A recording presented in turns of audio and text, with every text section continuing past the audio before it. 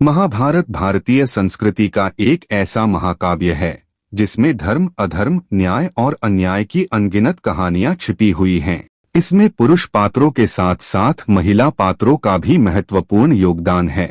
लेकिन महाभारत की कथा में ऐसी कई महिलाएं हैं जिनके साथ समाज, परिस्थितियों और अपने परिवार के कारण अन्याय हुआ। इनमें से 5 प्रमुख महिलाएं हैं जिनके साथ जीवन में गहरा अन्याय हुआ। 1. द्रौपदी, अपमान और अन्याय की मूर्ति। द्रौपदी महाभारत की केंद्रीय महिला पात्रों में से एक थीं।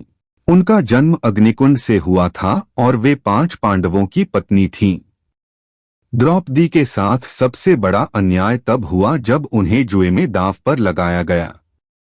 कौरवों ने उन्हें पांडवों से जुए में जीत लिया और सभा में उनकी सार्वजनिक बेइज्जती की। दुशासन ने उन्हें घसीटकर दरबार में लाया और उनके वस्त्र उतारने का प्रयास किया। यह न केवल उनके साथ अन्याय था बल्कि उस समय की समूची नारी जाति के सम्मान पर प्रहार था।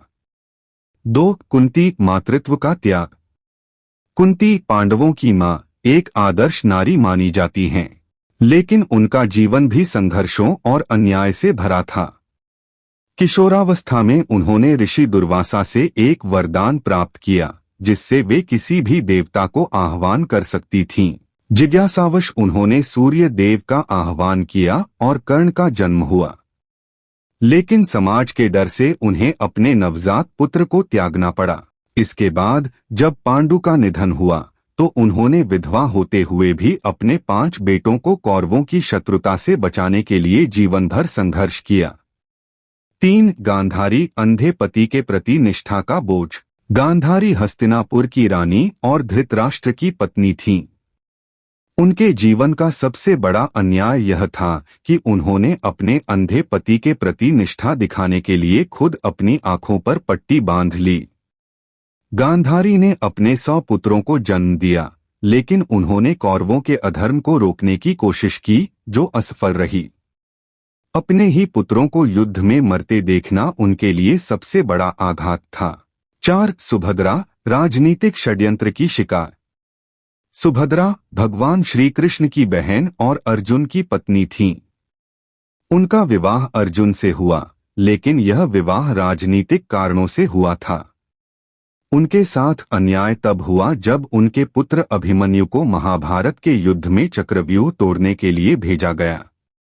सुभद्रा का एकमात्र पुत्र अधर्म के खिलाफ लड़ते हुए मारा गया। उनके जीवन का यह सबसे बड़ा दुख और अन्याय था। 5. अंबा, पुनर्जन्म की प्रतिशोध कथा। अंबा काशीराज की पुत्री थीं। उनका जीवन तब बर्बाद हो गया जब भीष्म उन्हें और उनकी बहनों को हस्तिनापुर ले आए। अंबा ने भीष्म से विवाह से इनकार किया क्योंकि उनका हृदय शाल्व के प्रति समर्पित था। लेकिन भीष्म ने उन्हें स्वतंत्र कर दिया और शाल्व ने भी अंबा को अस्वीकार कर दिया। अपने अपमान और अन्याय का प्रतिशोध लेने के लिए अंबा ने कठोर तप किया और अगले जन्म में शिखंडी के रूप में जन्म लिया, जिसके कारण भीष्म को अपनी प्रतिज्ञा तोड़नी पड़ी।